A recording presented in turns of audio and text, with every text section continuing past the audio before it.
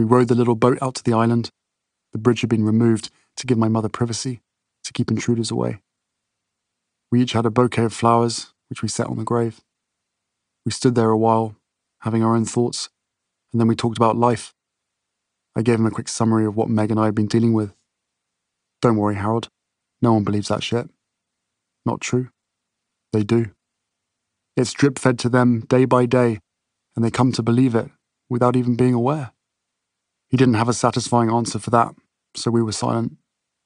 Then he said something extraordinary. He said he thought Mummy was here, meaning among us. Yes, me too, Willie. I think she's been in my life, Harold, guiding me, setting things up for me. I think she's helped me start a family, and I feel as though she's helping you now too. I nodded. Totally agree. I feel as though she helped me find Meg. Willie took a step back. He looked concerned. That seemed to be taking things a bit far. Well, now, Harold, I'm not sure about that. I wouldn't say that. That was the start of a learning journey for me. I became aware that I'd been living in a bubble, within this family, within this institution, and I was sort of almost trapped in a thought process or a mindset. Within the first 8 days of our relationship being made public was when it said Harry's girl almost straight out of Compton, and that her exotic DNA will be thickening the royal blood. But it went to a whole new depth, with not just traditional media, but also social media platforms as well. I felt completely helpless. I thought my family would help, but every single ask, request, warning, whatever it is, just got met with total silence or total neglect.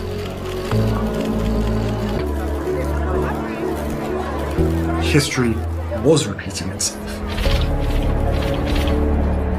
My mother was chased to her death while she was in a relationship with someone that wasn't white. And now look what's happened. You want to talk about history repeating itself? They're not going to stop until she dies. It's incredibly triggering to potentially lose another woman in my life. Like, the list is growing. And it all comes back to the same people, the same business model, the same industry. Because my father used to say to me when I was younger, he used to say to both William and I, well, it was like that for me, so it's going to be like that for you. That doesn't make sense. Just because you suffered, that doesn't mean that your kids have to suffer. In fact, quite the opposite. If you suffered, do everything you can to make sure that whatever experiences negative experiences that you had, that you can make it right for your kids.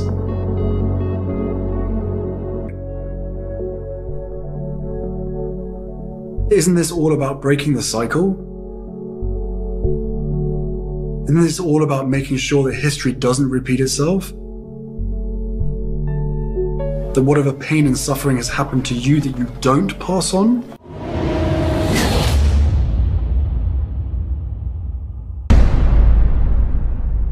Next came the question of a tiara. My aunts asked if Meg would like to wear my mother's. We were both touched. Meg then spent hours and hours with her dress designer getting the veil to match the tiara, giving it a similar scalloped edge. Shortly before the wedding, however, Granny reached out. She offered us access to her collection of tiaras. She even invited us to Buckingham Palace to try them on. Do come over, I remember her saying. Extraordinary morning. We walked into Granny's private dressing room, right next to her bedroom, a space I'd never been in. Along with Granny was a jewelry expert, an eminent historian who knew the lineage of each stone in the royal collection. Also present was Granny's dresser and confidant, Angela. 5 tiaras were arrayed on a table, and Granny directed Meg to try on each one before a full-length mirror. I stood behind, watching. One was all emeralds, one was aquamarines. Each was more dazzlingly stunning than the last. Each took my breath. I wasn't the only one. Granny said to Meg quite tenderly, "Tiaras suit you." Meg melted. "Thank you, ma'am." One of the 5, however, stood out. Everyone agreed. It was beautiful, seemingly made for Meg. Granny said it would be placed in a safe directly, and she looked forward to seeing it on Meg's head come the big day. Make sure, she added, that you practice putting it on, with your hairdresser. It's tricky, and you don't want to be doing it for the first time on the wedding day. We left the palace feeling awed and loved and grateful. A week later, we contacted Angela and asked her to please send us the chosen tiara so we could practice putting it on. We'd done research and we'd spoken to Kate about her own experience, and we learned that Granny's warning was spot on. The placing of the tiara was an intricate, elaborate process. It had to be first sewn to the veil, then Meg's hairdresser would need to fix it to a small plait in her hair. Complicated, time-consuming, we'd need at least one dress rehearsal.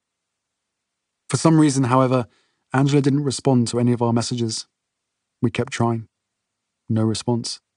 When we finally reached her, she said the tiara would require an orderly and a police escort to leave the palace. That sounded a bit much. But all right, I said, if that's protocol, let's find an orderly and a police officer and get the ball rolling.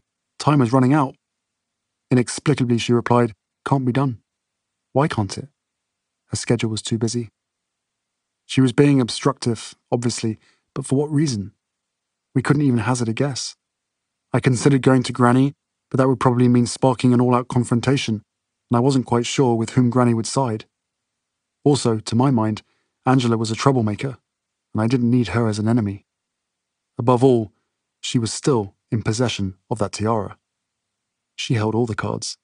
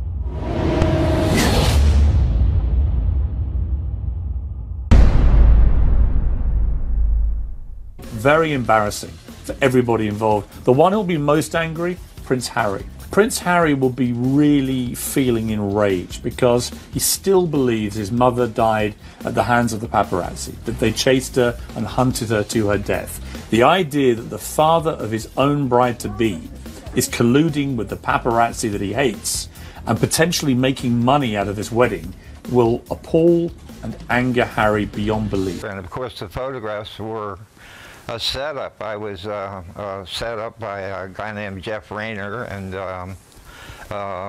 another guy named Dylan Howard, who was with American Media, I think. And the whole thing was a plan to actually mess up the wedding. I was just part of it. Basically, they went to my oldest daughter and convinced my oldest daughter to convince me to have photographs to clean up my image, because the photographs before that were always making me look bad. So I bought into it and went along. I regret it to this day. because it was a total setup.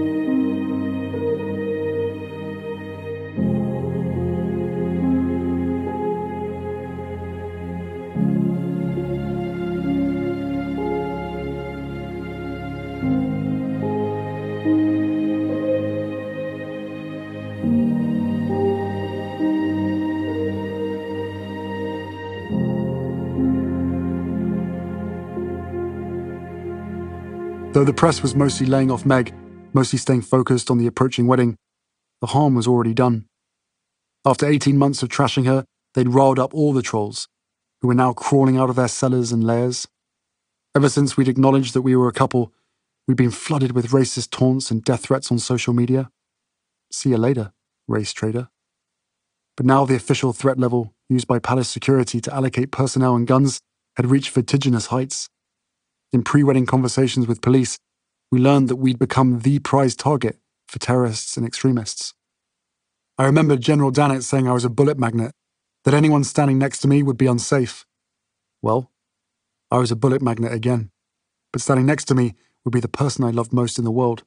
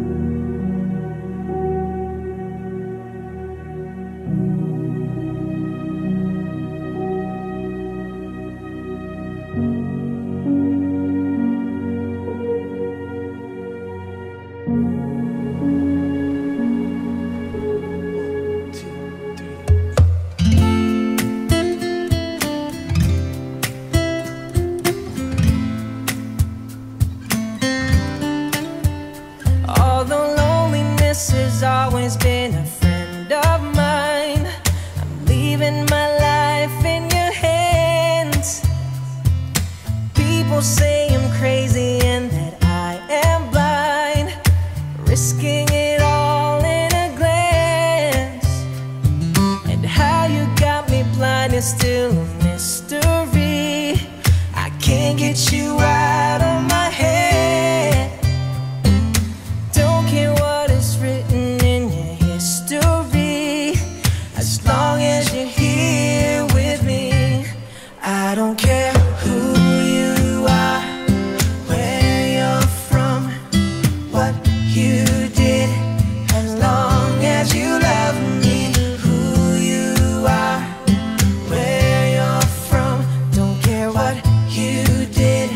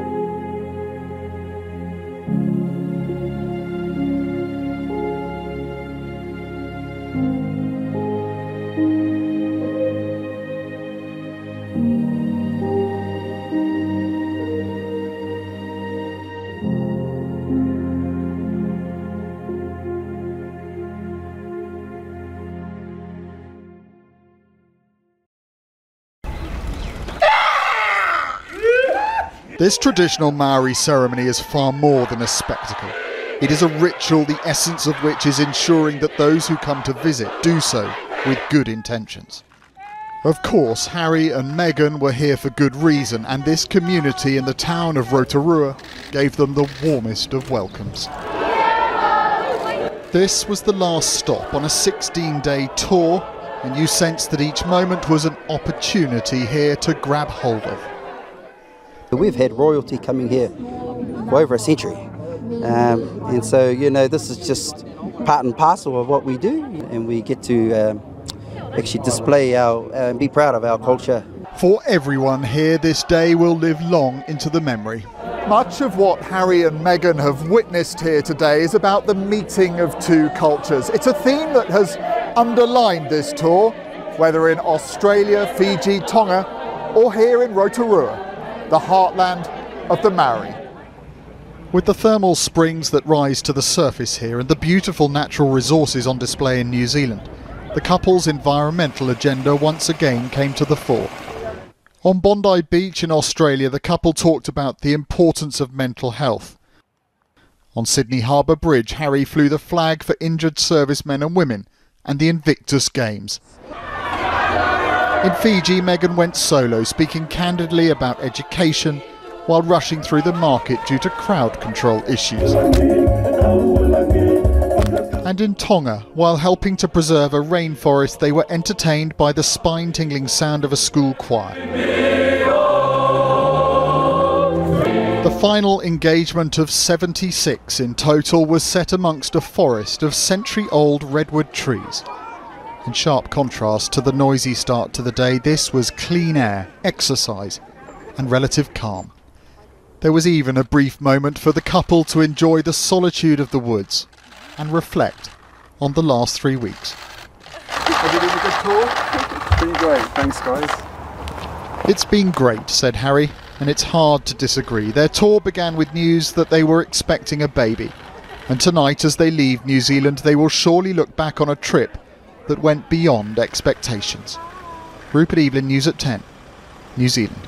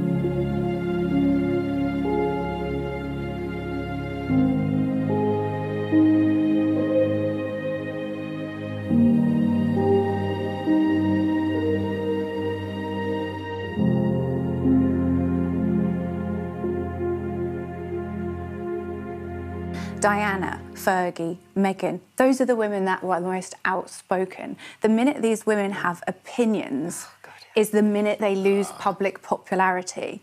And to be a popular female in the royal family, you've got to keep your mouth shut.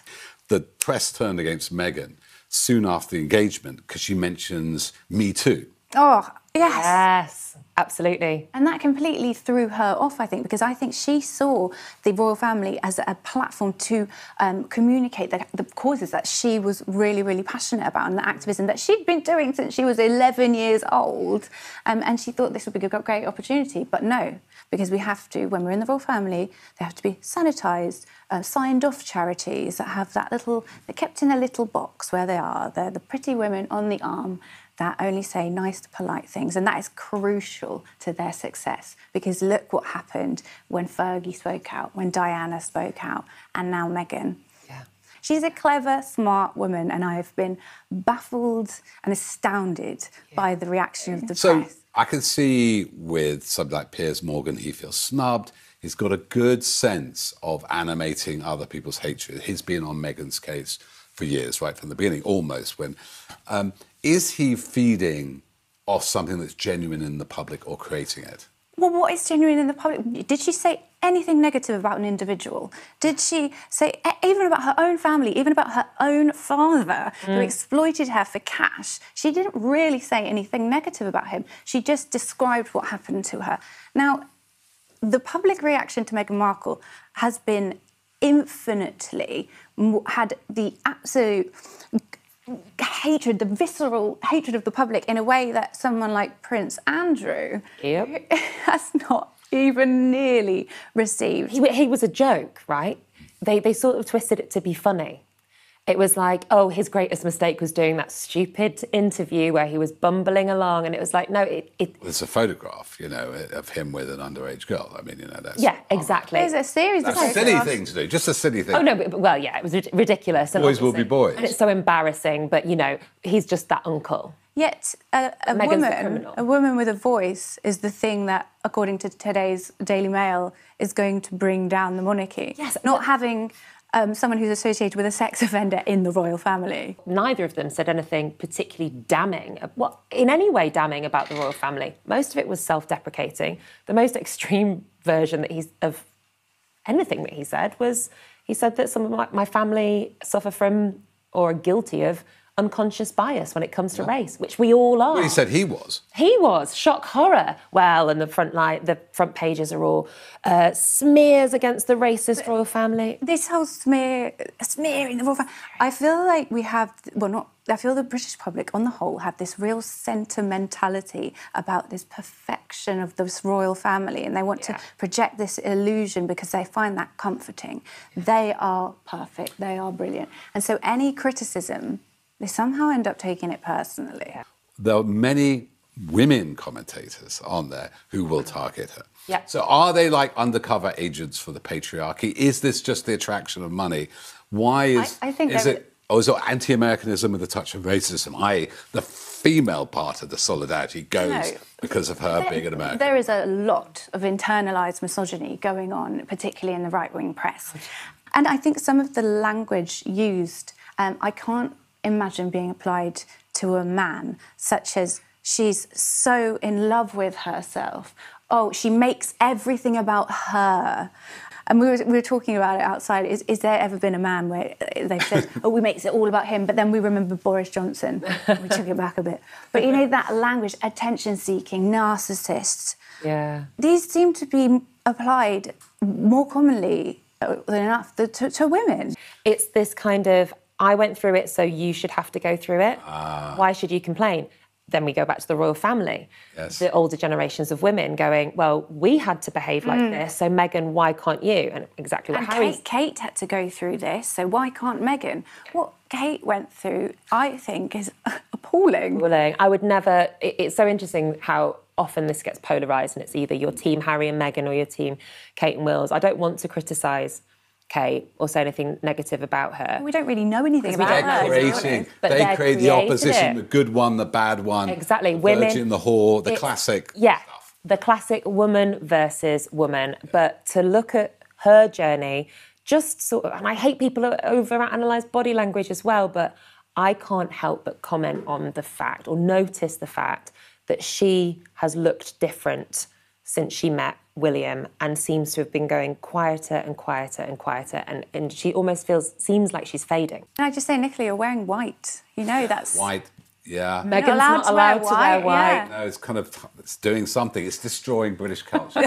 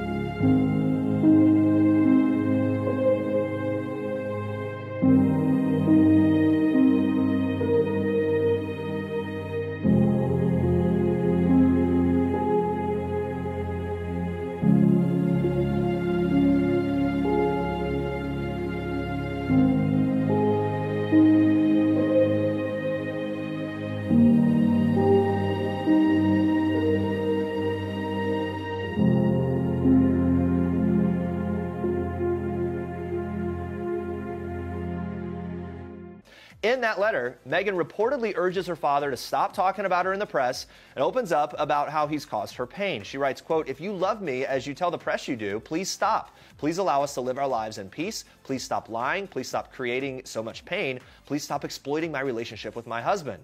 Now, Thomas revealed to the Mail that he sent Meghan a lengthy response, which included a request for a photo op with Meghan and Harry to, quote, "show harmony." Here's some of what he apparently wrote. "I made a big mistake. I'm human and I'm sorry. How much longer must I say it?" He went on to add, "I wish we could get together and take a photo for the whole world to see. If you and Harry don't like it, fake it for one photo." Oh my goodness. So there's been ongoing drama, obviously, between Meghan and her father. He did not attend her May 2018 wedding after suffering a heart attack. We remember this. Meghan states in the emotional letter that she was never informed about that heart attack. Meghan also addresses her half-sister Samantha, saying that she pleaded with her father to stop reading tabloid stories, especially those that were allegedly manufactured by Samantha. This barrage of negative articles about the breakdown of the relationship with her father was the final straw in a campaign of negative, nasty coverage about her. A bitter legal battle began. Late last week, Buckingham Palace confirming Prince Harry is suing the owners of both the Sun and the Mirror in connection to the illegal interception of voicemail messages. The other lawsuit coming from the Duchess of Sussex, striking back against the Mail on Sunday and its parent company, accusing them of being on a campaign to publish false and deliberately derogatory stories. When you continue and constantly see and hear negativity, it can be overwhelming. You can feel powerless and lost. You can feel different, confused, or like you don't belong. Tensions reaching a boiling point after the Mail published a private letter that the Duchess wrote to her estranged father. In response, Prince Harry got personal. In a statement, Harry writing, "I have been a silent witness to her private suffering for too long. To stand back and do nothing would be contrary to everything we believe in."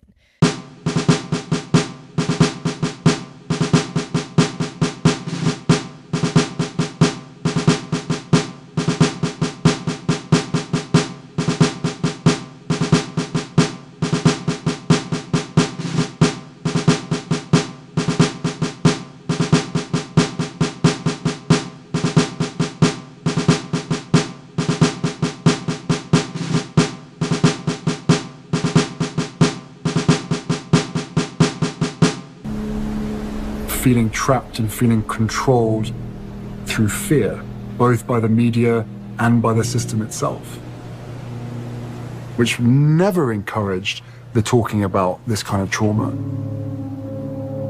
But certainly now, I will never be bullied into silence. One of the biggest lessons that I've ever learned in life is you've sometimes got to go back and to deal with really uncomfortable situations and to be able to process it in order to be able to heal. For me, therapy has equipped me to be able to take on anything. That's why I'm here now. That's why my wife is here now. That feeling of being trapped within the family is, there was no option to leave. Eventually, when I made that decision for my family, I was still told, you can't do this. I was like, well, how bad does it have to get until I am allowed to do this? Well, she was going to end her life. It shouldn't have to get to that. Do I have any regrets? Yeah, my biggest regret is not making more of a stance earlier on in my relationship with my wife and calling out the racism when I did.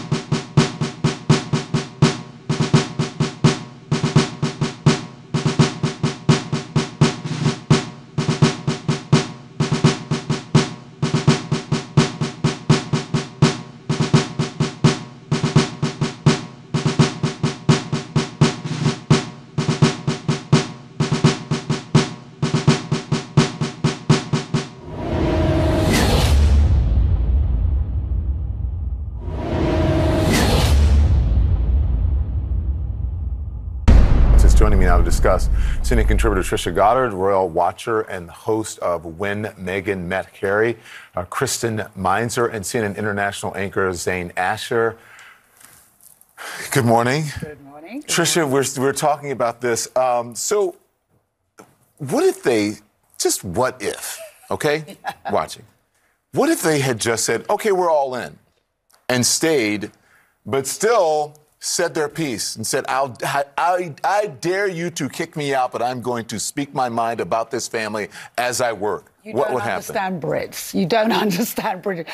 I don't think they could deal with, you know, Meghan obviously talks about her mental health. I don't think it was an option staying there. And you can't just talk out. If you are all in, you follow the protocol. You've still got, you know, people managing you, what you can and can't say, who you can and can't see, and what have you. So they wouldn't have had that freedom. They wouldn't not be able to have their freedom. They've got the most freedom they're ever going to get in the situation they're in now. Zain, you watched all 3 episodes from 3 a.m. this morning. But good for you, because our viewers... Do you like some of my coffee? Yeah.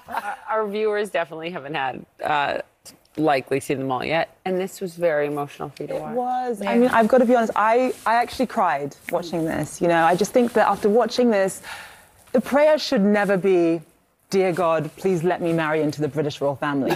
The prayer should be, dear God, please let me survive marrying into the British royal family.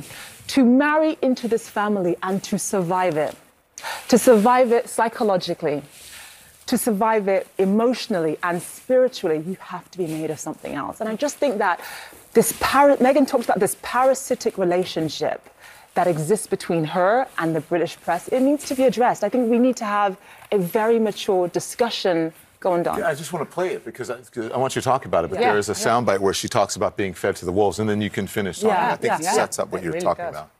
It was already clear to the media that the palace wasn't going to protect her. Once that happens, the floodgates open.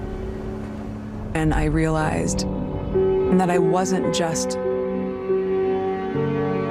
being thrown to the wolves, I was being fed to the wolves. Yeah.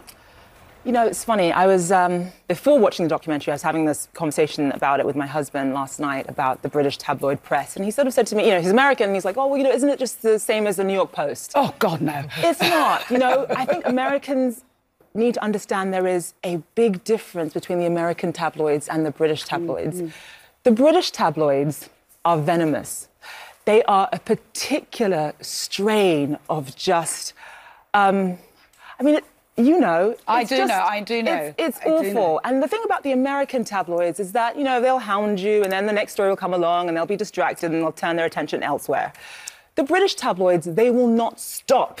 They will not stop until they destroy you. But it's that is what Meghan Markle has dealt with for the past 5 years. We have to be fair, it's not all of them, it's some of them and to differing degrees. And if you sue them, and if you sue them successfully, if you lay down and take it, and I think that's, Harry says that, yeah, if you lay down and take whatever they have to say about you and suck it up, and that seems to have been the royal family sort of mantra up until now with other wives, because it is when women come in that they get this sort of treatment.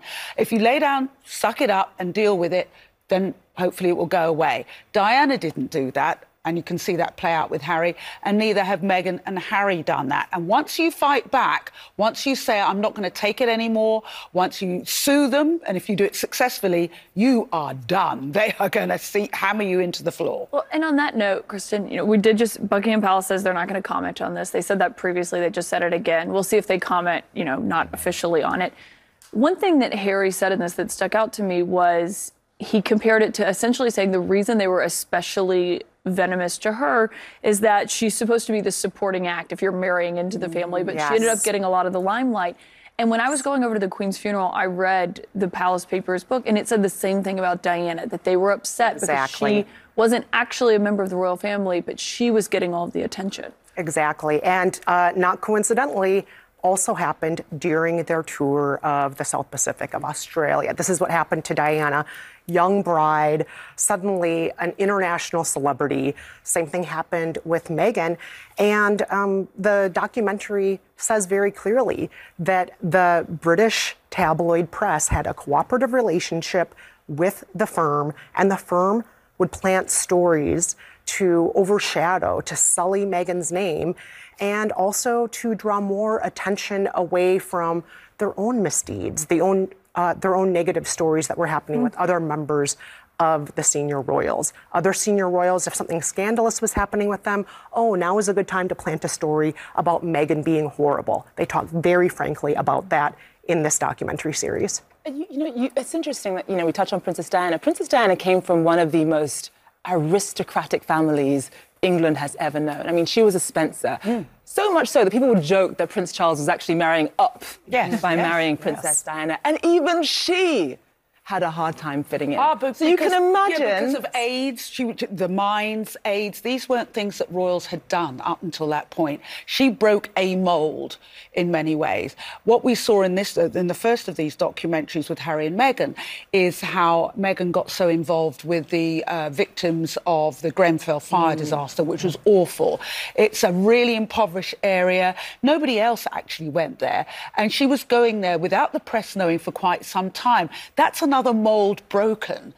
And you don't do that easily. Trisha Goddard, is it a bigger impact what they're doing now, or if they had stayed and duked it out, no pun intended, inside the royal family? Where can they make a bigger change doing this, or if they had just stayed and said, I'm going to stay in this and I'm going to... It wasn't sustainable. Not with our... You see, you're thinking... No, I'm asking you the question. No, with the British tabloids, once they'd done one lawsuit, they couldn't stay there. But my question is, so it's a bigger impact now, what they're doing with the Netflix and the publicity they're getting. He's saying that he believes that they've lost some of their influence, right? No, I'm wondering. I don't know. Let me tell I'm wondering you if they can make more change by what they're doing now, if they get more eyes. Yeah. Or by staying in the royal family. Here's the thing, and Harry says that in episode 4.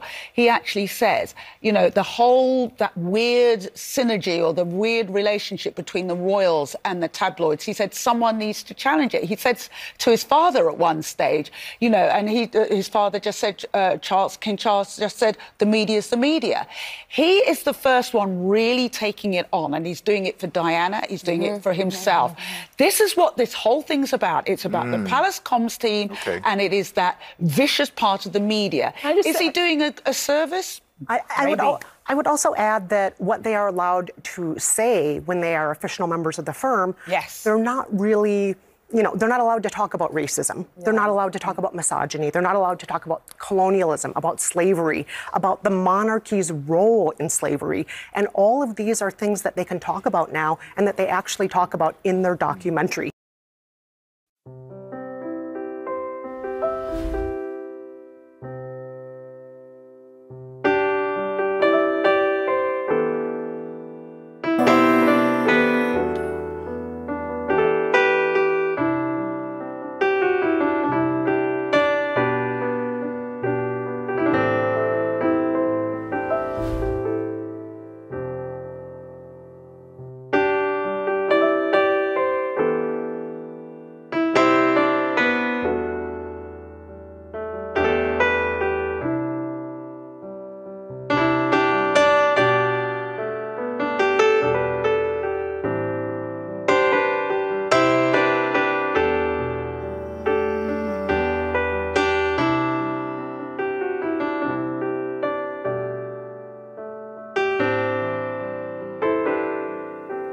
Turn down the lights, turn down the bed, turn down these voices inside my head.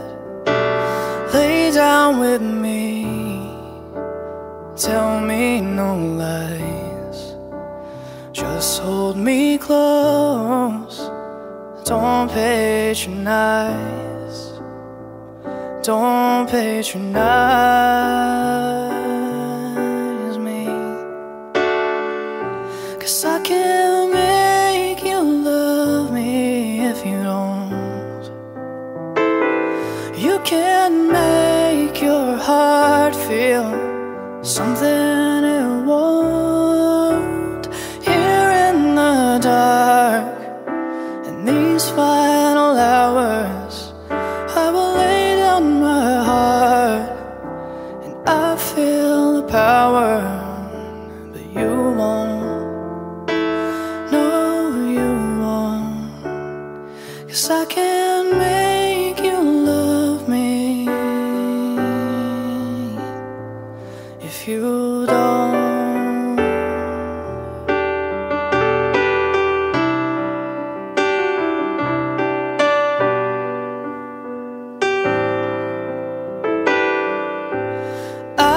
close my eyes, then I won't see the love you don't feel when you're holding me.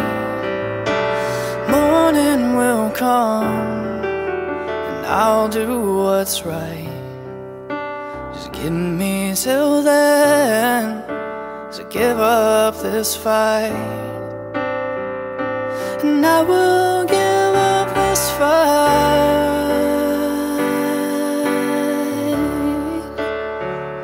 'cause I can't make you love me if you don't. You can't make your heart feel something it won't.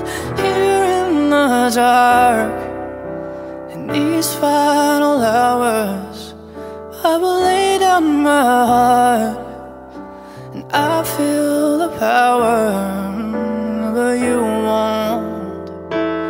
No, you won't, 'cause I can't make you love me